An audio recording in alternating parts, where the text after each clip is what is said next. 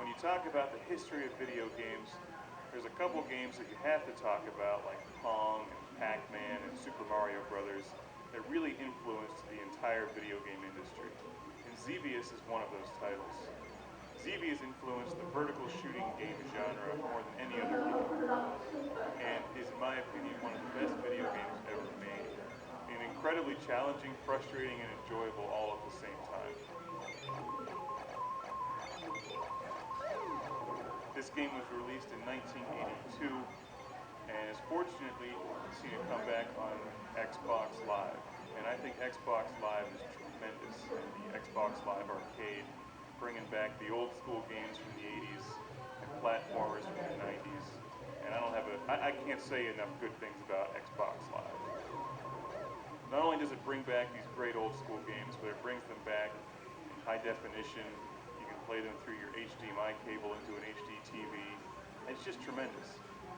Xevious is presented in its original native aspect ratio as you would have played it in the arcade, which is like a television laid on its side. Probably looks very familiar to those of you who have played games like Raiden, and there's so many games in this genre now. As a general rule, I think they're more popular in Japan than they are over here in the States, and I think that's unfortunate. I personally like this genre a great deal. It's challenging, it's fun. As you know on this show, I love being the lone, daring starfighter against countless enemies, impossible odds, on a questionable, vague mission that usually doesn't matter anyway. Because what's the point of this game is to get through it, to have fun, to rack up points, and to shoot things and watch them blow up. Xevious came out in the arcade in 1982 and has since been seen on game systems like the Atari 7800 and the NES. And in fact, the original Classic Game Room series, we reviewed the Atari 7800 version and a version for the PlayStation, which they remade. As you can see from the screen, you have two different weapon options. And that's one of the things that makes Xevious unique. But for starters here, you have your lasers, your twin cannons, I think they're lasers, maybe they call them something else, and your bombs. So you have to shoot your enemies in the air, and also bomb the enemies on the ground. And they're all shooting at you from different directions, and it's very challenging. What makes this game decidedly different from Raiden 3, for instance, which is one I recently reviewed, is that you can't power up your weapons to have this arsenal that fills the entire screen with your weaponry. you're basically limited to the two weapons that you start with.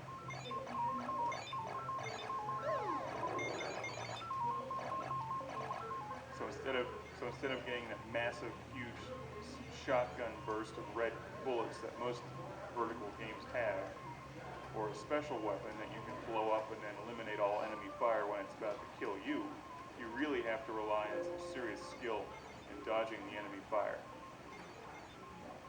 Now, I generally forget the story of Xevious. You can find it online, I'm sure. But you do encounter a couple bosses as you continue on in the game.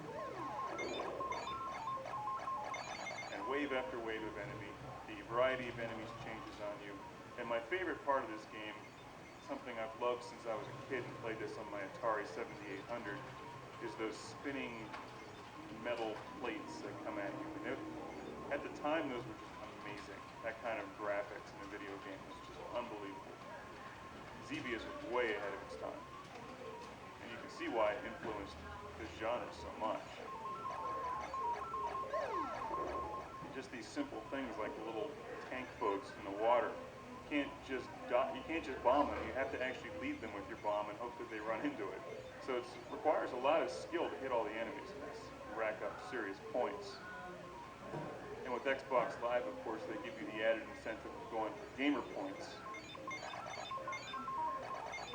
which are addictive and a lot of fun to collect for no apparent reason. But the other great thing about Xbox Live, of course, is you can see how your score ranks up against everybody else and friends of yours. What's really incredible about Xevious is that this game came out in '82, and it really doesn't look any different than newer games today. Maybe it's slightly different, but I mean, there's only so much you can really do with a two-dimensional vertical scrolling game before it starts getting ridiculous. And I'm not a big fan of adding in all those three-dimensional polygon crap floating all over the screen. I think keeping it simple like this is the way to go. And that's why I like Xevious so much in games like Rage 3. I'm generally not a huge fan of using the Xbox 360 controller on this game. It's definitely challenging. I prefer the arcade-style joystick and buttons, but you know, what are you going to do when you don't have a stand-up Xevious arcade machine in your basement? Xbox Live is about the best thing you can have. So it does require some skill to hammer away at the button, and also remember to bomb your enemies at a precise time. This is not a game where you can just hold down the fire button. It does give you an option to do a manual shot where you just fire at the rate that I'm firing at now, and also I use my other trigger to hold down the auto fire. So if a wave of enemies comes at me, I hold down that trigger and it lets off a machine gun burst of shots. But you cannot just hold down a consistent auto fire for the entire game. And for whatever reason, the music, although it just repeats itself over and over again, it never gets old. And maybe that's just because Xevious is that awesome. Here are the metal plates. Like, just look at those. 20 years ago, that was incredible. They're tough too. You have to dodge those things. You can't blow them up, so you have to dodge them.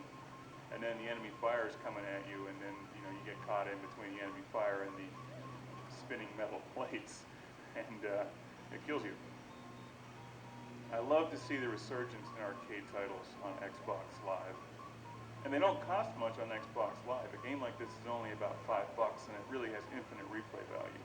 Even if you went out to find this for your Atari 7800 or NES, it would still cost you at least $5 or $6 when you add in the shipping cost.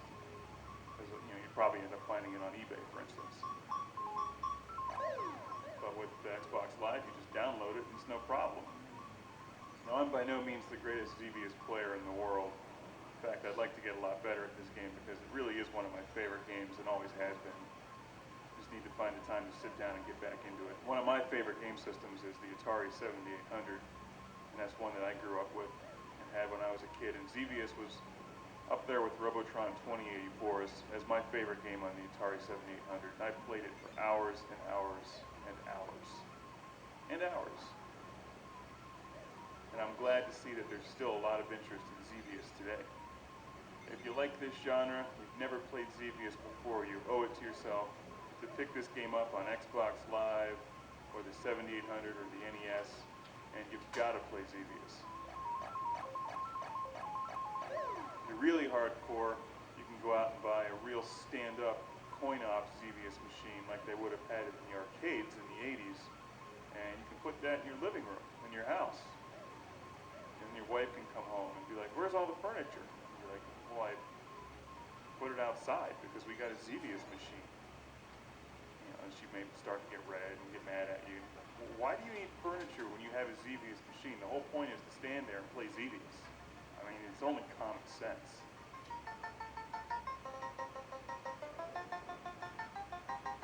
It's like replacing your dining room table with the cocktail version of Ms. Pac-Man. You can eat on that Ms. Pac-Man machine and play Ms. Pac-Man at the same time.